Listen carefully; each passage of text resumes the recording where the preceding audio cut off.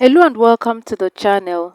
In today's video, I'll be showing you how to make a simple chiffon shrug.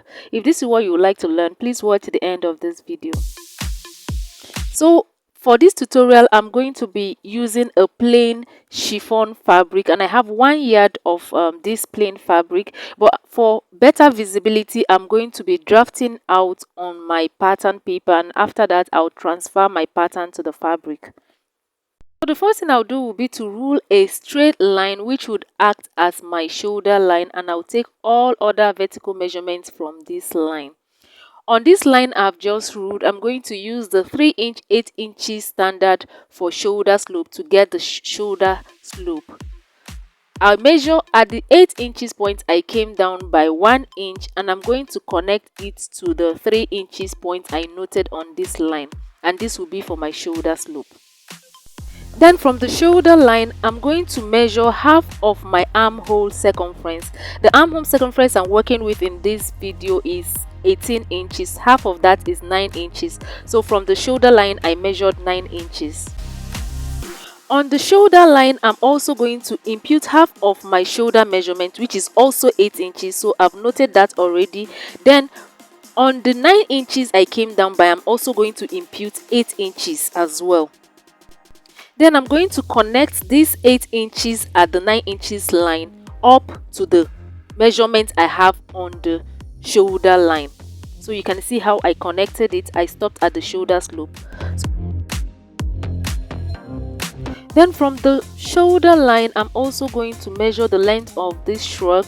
I'm going to measure 15.5 inches. The length I want is 14.5 inches plus 1 inch hemming allowance. So the total I have here measured out is 15.5 inches, and I'm going to rule across this measurement. Then on the armhole line or the chest line, I'm going to impute quarter of my bust, the bust measurement I'm working with, plus extra 2 inches, 1 inch for ease and 1 inch for sewing allowance. And then I'm going to bring down this measurement to the length of this top I have. For the armhole, I'm going to measure from the shoulder slope to the chest line. I found the midpoint I have there, and I'm going to make a curve to the chest line for the back armhole. This curve is for the back armhole. Then for the front armhole, I came inward by half an inch, and I'm going to connect from the shoulder slope to the half inch I came in by, and then to the chest line as I'm demonstrating. And this will be for the front armhole. Then I'm going to connect the measurements I have on the chest line and at the length of this top together. So for the neckline, I'm going to use a neck depth of ½ inch for the back neckline. I'll use a neck depth of ½ inch and a neck width of 3.5 inches. Initially, I used a neck width of 3 inches, as you can see, but I later extended that to 3.5 inches. So the neck width for this is 3.5 inches and the neck depth for the back is ½ inch. Then I'm also adding shoulder joining allowance for joining the front and the back together, ½ inch shoulder joining allowance.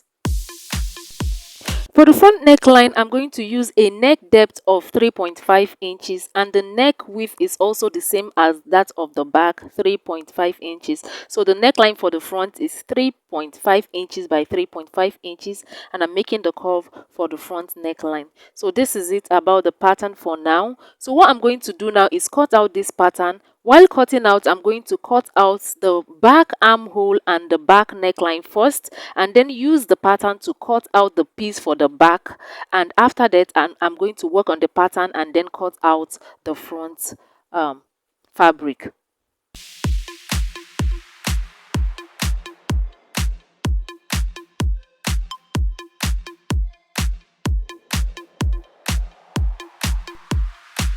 So I folded my fabric into two and pinned my pattern on it.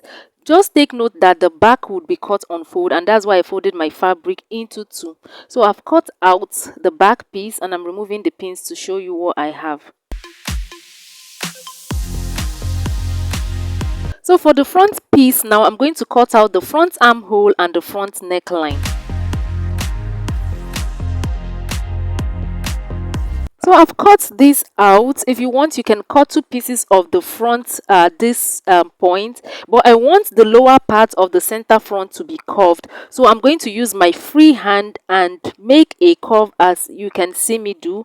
I'm just making a curve towards the side, from the center front towards the side. There's no specific measurement or standard for this. You just go as much as you want. So I want this slightly curved, so that is what I'm doing. I'm curving it to the shape I want. So after making the curve, I'm going to cut it out. So but for how I went up, at this point you can see I went up towards the center by about 4 to 4.5 inches. So all this depends on what you want. So I'll go ahead and cut this. After cutting this, I'm then going to cut two pieces for the front part, because the front part is going to be open. The center front is going to be open. So I've placed my fabric, I've folded them and cut out two pieces for the front part.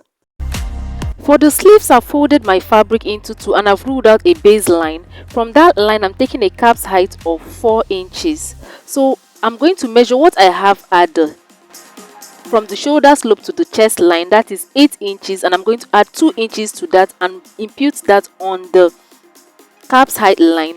And then I'm going to make a curve, an inverted S curve for the sleeve head. So this curve is for the sleeve head. For the length of this sleeve, I'm taking a length of 7 inches plus extra 1 inch hemming allowance for hemming the opening, the sleeve opening. Then on this line, this 8 inches line, I'm going to impute half of the sleeve opening circumference plus 1 inch sewing allowance. So that is what I'm going to impute on this line, and then I'm going to connect as shown. I'm going to cut the sleeve out, this sleeve out, and use it to cut the second sleeve.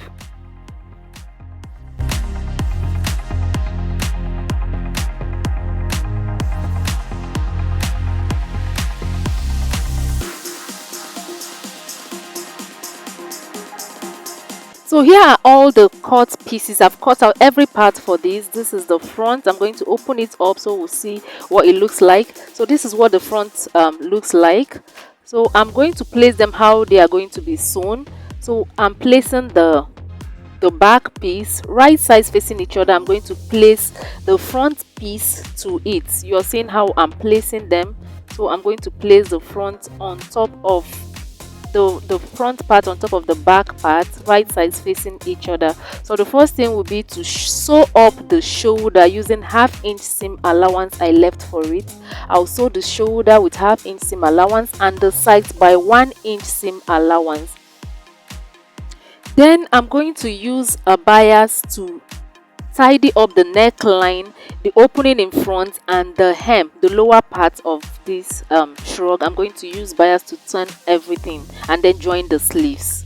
So guys, I've done everything. I've attached the sleeves. I've also turned every part of this with a bias tape. So you can decide to add an iron hook at the neck part, but I'll be using a brooch for this. So thank you for watching. This is the end of the video. Please give this video a thumbs up. Subscribe to my channel if you're yet to subscribe, and I will see you in the next one. Bye.